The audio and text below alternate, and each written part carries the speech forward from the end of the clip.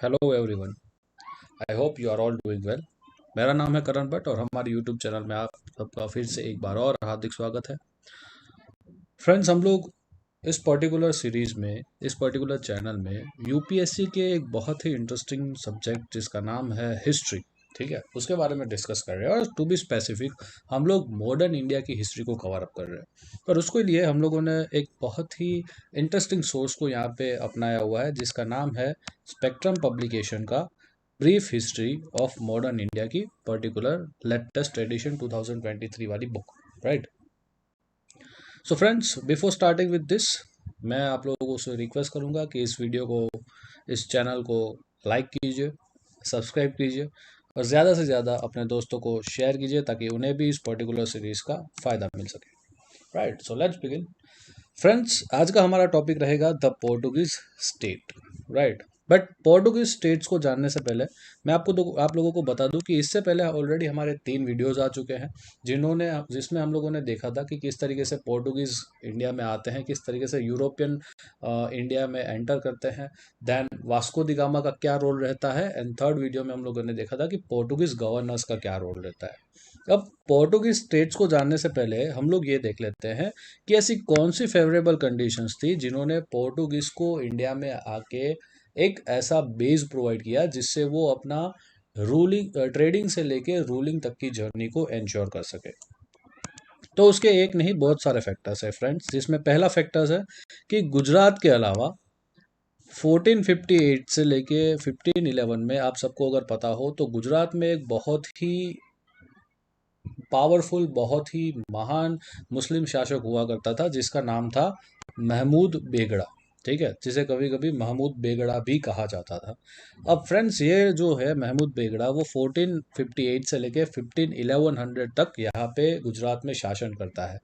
And Gujarat में महमूद बेगड़ा के शासन के दौरान ऐसा सेंट्रलाइज्ड आपको एडमिनिस्ट्रेशन देखने को मिलेगा कि कोई भी ऐसी बाहर की एनिमी या तो कोई भी पर्टिकुलर यूरोपियन कम्युनिटी, अगर देखा जाए पोर्टुगीज की बात करें, तो वो इतनी स्ट्रेंथन नहीं थी कि महमूद बेगड़ा से लड़ सके। राइट। सो कंटेम्प्रेरी टाइम में ऐसा कोई भी गुजरात के अलावा एक ऐसा स्टेट नहीं था जो पोर्टुगीज के कंट्रोल में यहाँ पे जा सके। राइट। सो यहाँ पे आपको देखने को मिलेगा कि गुजरात एक बहुत ही पावरफुल किंगडम था, तो गुजरात को हम लोग यहाँ पे एक्सपेक्ट कर लेते हैं, ठीक है, कि यहाँ से आपका गुजरात माइनस हो गया। तो गुजरात के अलावा क्या क्या सिनेरियो हुआ करता था इंडिया में, ये देखते हैं। तो आपको देखने को मिलेगा कि जो नॉर्दर्न पार्ट था, ठीक है, नॉर्दर्न पार्ट जो है वो बहुत सारे छोटे छोटे स्मॉल पावर्स में डिवाइडेड था। आप अगर ये टाइम पीरियड देख रहे हो, 1458 जो कि महमूद बेगड़ा का टाइम पीरियड था, और करीब करीब आपको देखने को मिलेगा कि 1498 से यहाँ पे पोर्टुगीज लोग जो है वो इंडिया में आते हैं। तो 1498 से लेके अगर 1526 तक भी हम लोग देख ले, तो आपको देखने को मिलता है कि सेंट्रल इंडिया में दिल्ली सल्तनत चल रहा है, राइट। सेंट्रल इंडिया में कौन चल रहा है? दिल्ली सल्तनत चल रहा है। और दिल्ली सल्तनत में भी सैयद और लोधी वंश का स्पेसिफिकली यहाँ पे आपको देखने को मिलेगा कि शासन चल रहा है। बट फिर भी उनका एडमिनिस्ट्रेशन इतना स्ट्रेंथन नहीं था कि वो कोई भी दूसरी पावर्स को इंडिया में आने से रोक पाए। सो पहली चीज़ ये कि नॉर्दर्न पार्ट डिवाइडेड था।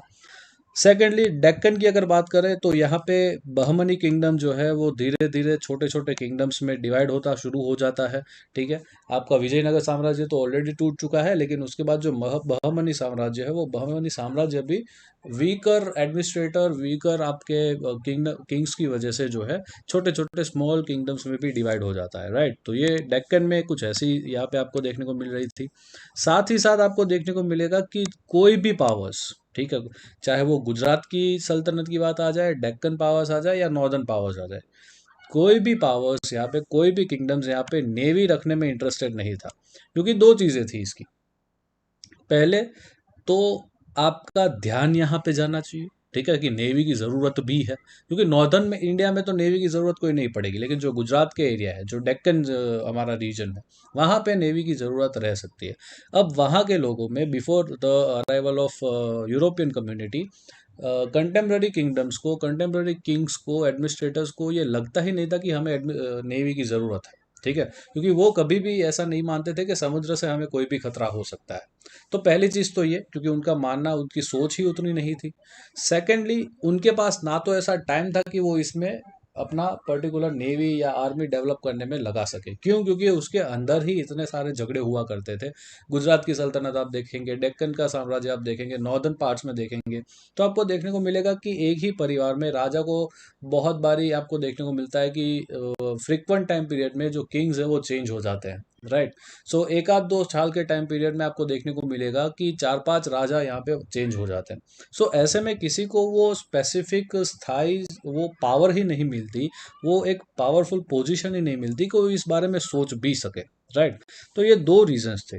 अब ऐसे केसेस में जहाँ पे आपकी नेवी डेवलप नहीं है, एंड कंटेम्प्ररी टाइम पीरियड में पोर्टुगीज नेवी सबसे डेवलप नेवी मानी जाती थी वर्ल्ड की, राइट।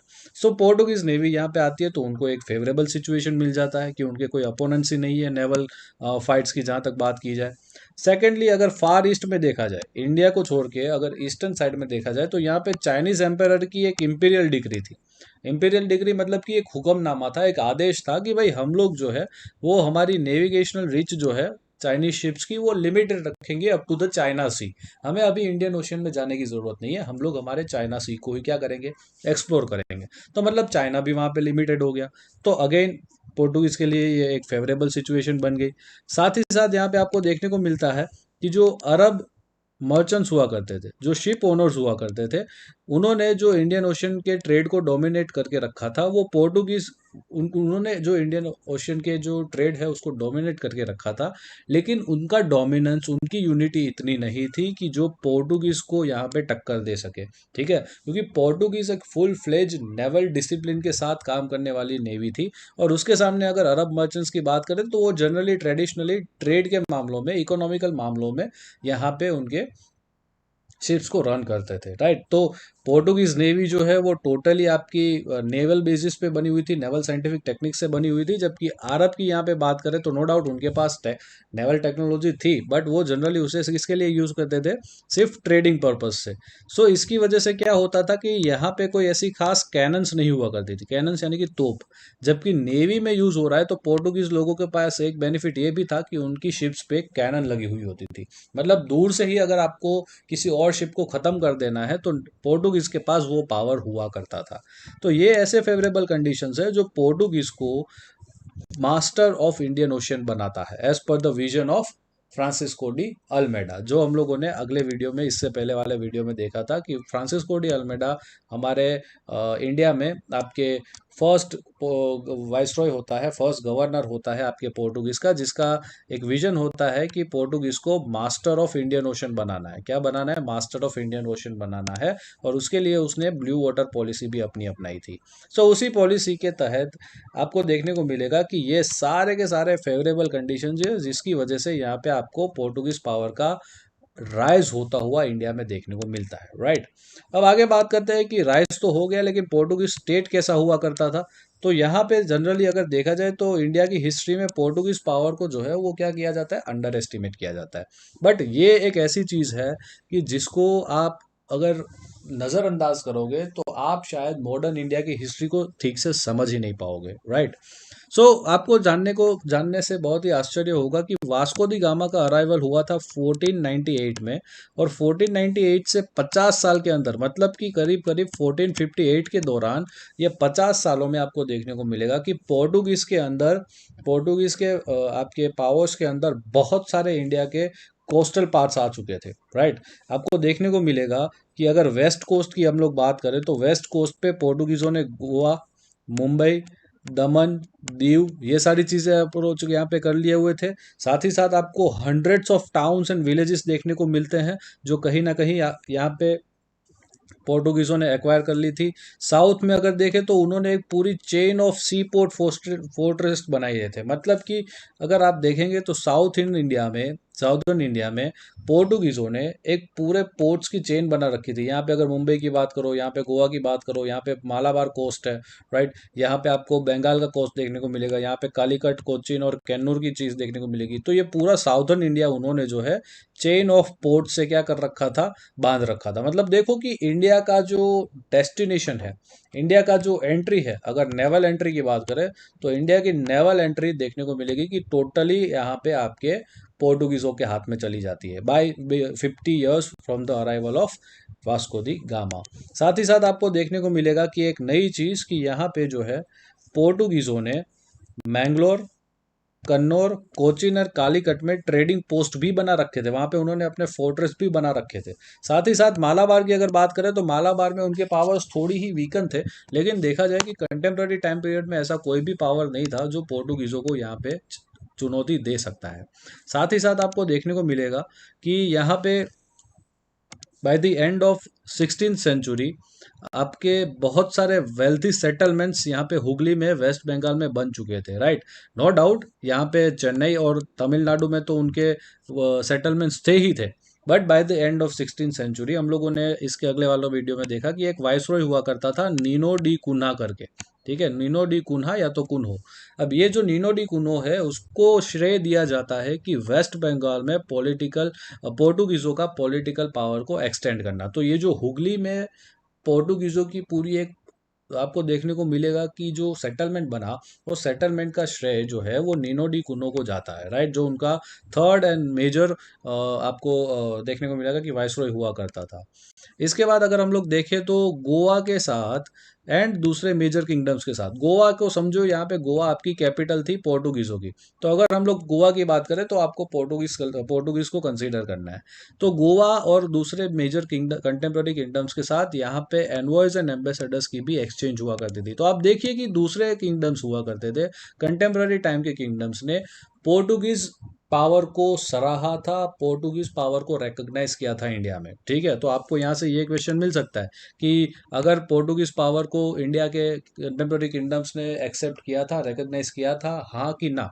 तो यहाँ पे उसका सबूत मिलता है, उसका आंसर है डेफिनेटली यस, क्योंकि उन लोगों के बीच में एनवॉयज एंड एम्बेसडर्स का भी एक्सचेंज हुआ करता था, राइट। सो एक ये चीज़ है। इसके अलावा आपको देखने को मिलेगा कि गोवा एंड डेक्कन के सुल्तान के बीच में 1570 में ट्रिटीज साइन हुई थी, जिसके अंदर आपको देखा जाता है कि time to time Deccan sultans ने यहाँ पे बहुत बारी वॉर्स लड़ने के लिए, युद्ध लड़ने के लिए पोर्टुगीज़ों का फ़ायदा उठाया था, पोर्टुगीज़ों की यहाँ पे मदद ली हुई थी। अब ये वॉर किसके सामने लड़ते थे डेक्कन के सुल्तान? तो सिंपल सी बात है, कंटेम्प्रेरी टाइम में उनका विजयनगर साम्राज्य एक बहुत बड़ा एनिमी हुआ करता था। तो डेक्कन सुल्तान एंड विजयनगर की जब भी कभी फाइट होती थी तो डेक्कन के सुल्तान की मदद में हमेशा कौन आता था? पोर्टुगीज आते थे। क्यों? क्योंकि 1570 में उन लोगों की क्या हो रखी है? ट्रीटी हो रखी है, राइट। इस वजह से डेक्कन सुल्तान को भी साउथ में थोड़ा सा पावर मिलता था, और उस पावर के बेसिस पे पोर्टुगीज उनका फायदा उठाते थे कि भाई आप लोगों को हम लोगों ने जीत दिलाई, अभी आप हमें मदद करो, राइट। तो जब भी कभी ऐसे विजयनगर साम्राज्य या डेक्कन सुल्तान्स के बीच में युद्ध होता है, या डेक्कन सुल्तान्स एंड मुगल्स के बीच में युद्ध हुआ, या तो फिर मुगल्स एंड मराठा के बीच में युद्ध हुआ, तो पोर्टुगीज एक ऐसा पावर था जो पूरे वॉर को बैलेंस बनाता था। ठीक है, कि भाई जिसकी तरफ पोर्टुगीज होंगे वो लोगों का वॉर में जीतना तय है, राइट।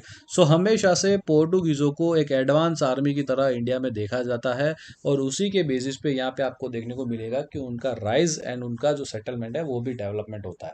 इंटरेस्टिंग यहाँ पे बात यह है कि जो सबसे पहले इंडिया में आई हुई यूरोपियन प्रजा थी, दैट इज पोर्टुगीज, वही पोर्टुगीज कम्युनिटी इंडिया में से लास्ट में बाहर जाने वाली यूरोपियन कम्युनिटी भी बनती है after the independence of India 1961 में। जब गवर्नमेंट ऑफ इंडिया आपके गोवा को रिकैप्चर करती है, तो तब के टाइम पीरियड में आपको देखने को मिलेगा कि Portuguese was the first and the last community to enter the India and to leave the India, right. तो ये एक बहुत ही इंटरेस्टिंग फैक्ट है, आप सबको शायद ये पता ही होगा।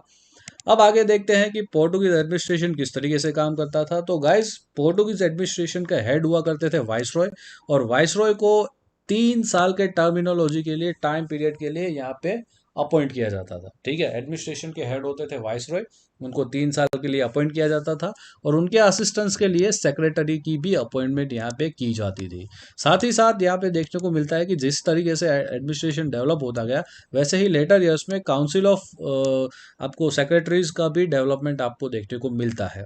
साथ ही साथ यहाँ पे आफ्टर वाइसरॉय एंड सेक्रेटरी एक बहुत ही इंपॉर्टेंट पोस्ट हुआ करती थी, जिसका नाम है आपका वेडोर दी फजेंदा। अब ये जो वेडोर दी फजेंडा है, वो एक आप कह सकते हो कि ऐसी पर्सनालिटी थी जो revenue collection, cargoes and dispatch of fleets के लिए रिस्पॉन्सिबल हुआ करता था। मतलब आज के टाइम पीरियड के कलेक्टर का जो पावर होता है वो कलेक्टर का पावर आपके वेडोर द फजेंदा को दिया जाता था पोर्टुगीज एडमिनिस्ट्रेशन के दौरान।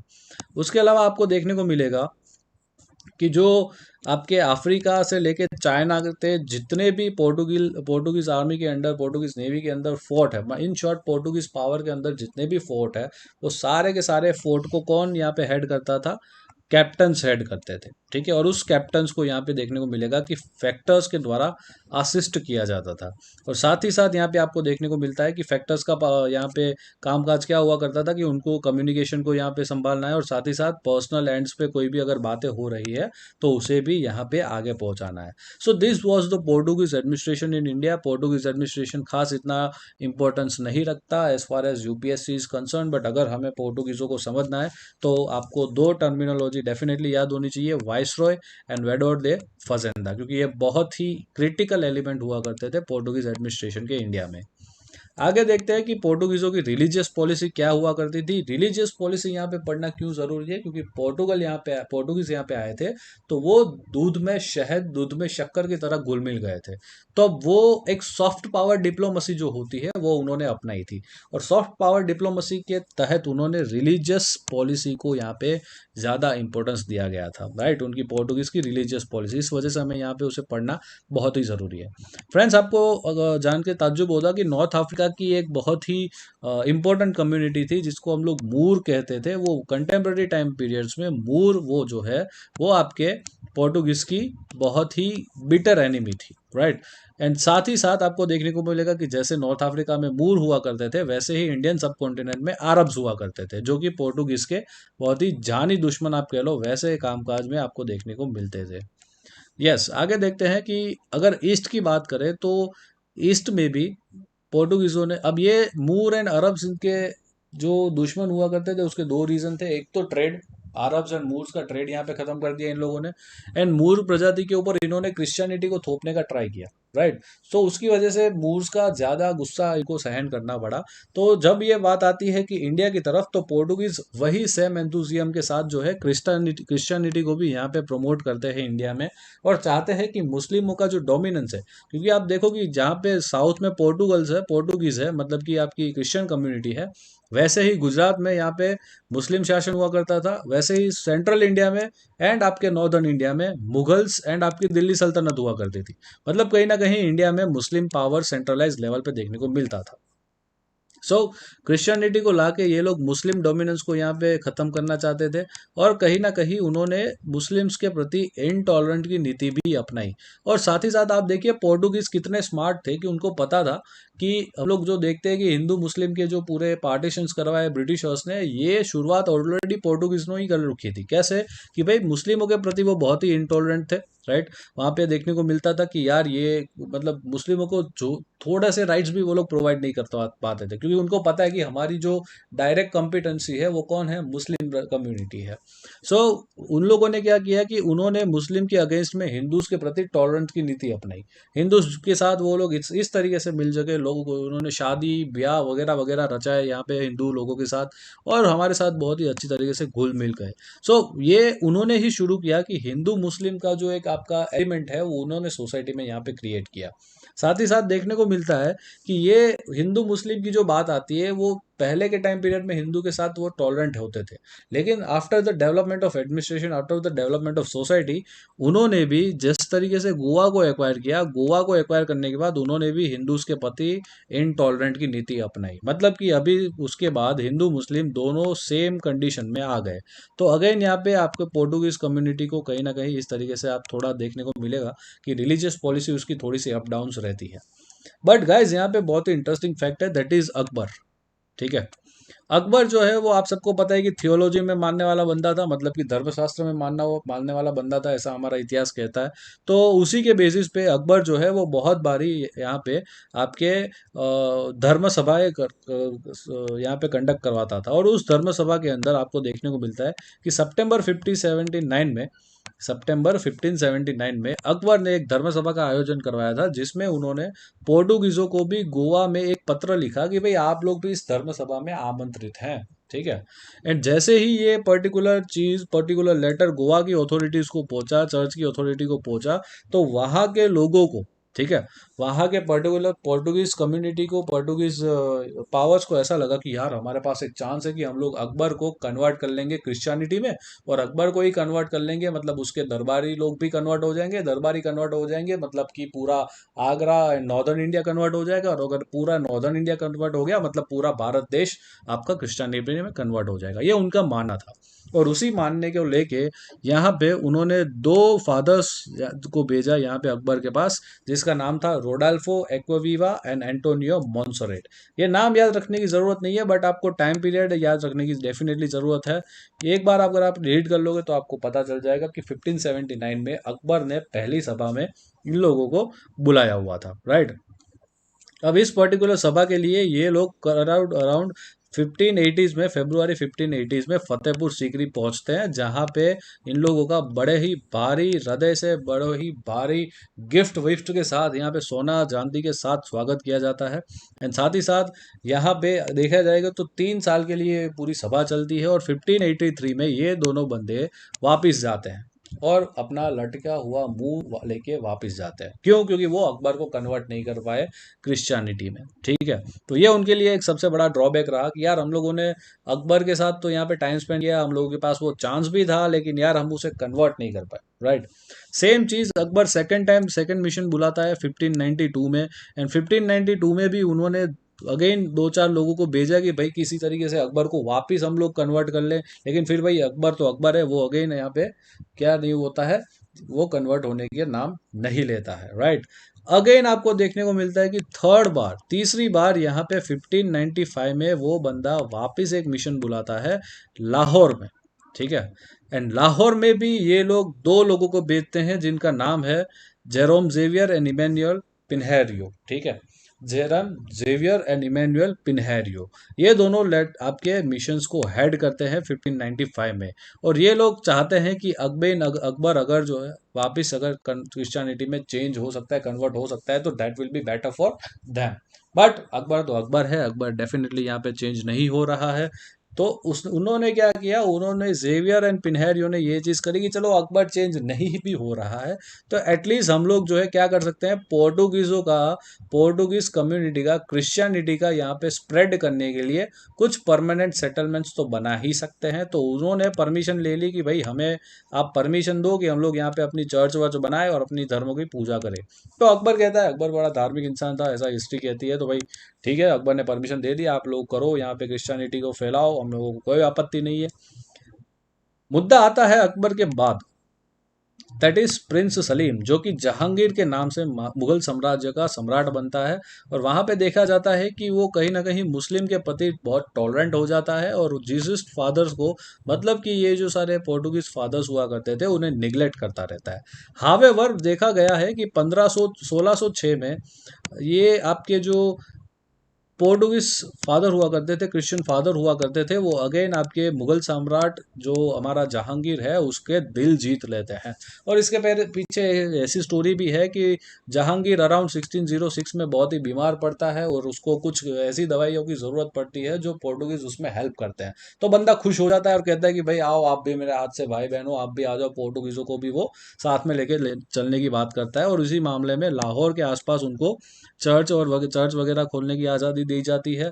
और 1608 में नंबर ऑफ बैप्टिस्ट लोग जो यानी कि जो क्रिश्चियन लोग होते थे वो आगरा में ऐसे ही अपने पूजा वगैरह करवा सकते थे जैसे वो पोर्टुगल में करते हो, राइट। तो इतनी छूट छाट दे रखी थी उनको, उनको इतना पावर्स दे रखा था कि जैसे वो अगर पोर्टुगल में जैसे शांति से अपनी सभा, धर्म सभा रख के प्रेयर कर सकते हैं, वैसे ही राइट्स उनको यहाँ पे इंडिया में भी दिए गए थे, राइट। तो आप देखिए कि किस तरीके से यहाँ पे सेक्युलरिज्म की जो यहाँ पे बात आती है वो मुस्लिम शासकों ने, मुगल शासकों ने यहाँ पे चलाई हुई थी, उन्होंने पोर्टुगीज को किस तरीके से एक्सेप्ट किया था। साथ ही साथ देखने को मिलता है कि पोर्टुगीज को यहाँ पे अगेन जहांगीर के प्रति भी ये आशा जगी कि क्यों ना हम जहांगीर को कन्वर्ट कर ले। अकबर तो नहीं हो पाया, बाप नहीं तो बेटा, ट्राई करने में क्या जाता है। लेकिन जहांगीर, आप देखिए कि यहाँ पे एक बहुत इंटरेस्टिंग चेंज आता है कि इस ड्यूरेशन में, जहांगीर के ड्यूरेशन में, बहुत सारे पोर्टुगीज वाइसरॉय जो है वो आपको देखने को मिलेगा कि इस तरीके से वर्क करने लगते हैं कि जैसे मानो कि भारत उसके बाप की जागीर हो। राइट। सो यहाँ पे देखने को मिलता है कि कहीं ना कहीं पोर्टुगीज वाइसरॉय के साथ मुगल एम्पेरर आपके जहांगीर के रिलेशंस जो है वो यहाँ पे बिटरमेंट में आते होना शुरू होते हैं bye the end of 1610। Right. ये आपको देखने को मिलेगा पूरा का पूरा पोर्टुगीज की रिलीजियस पॉलिसी के अंडर। राइट।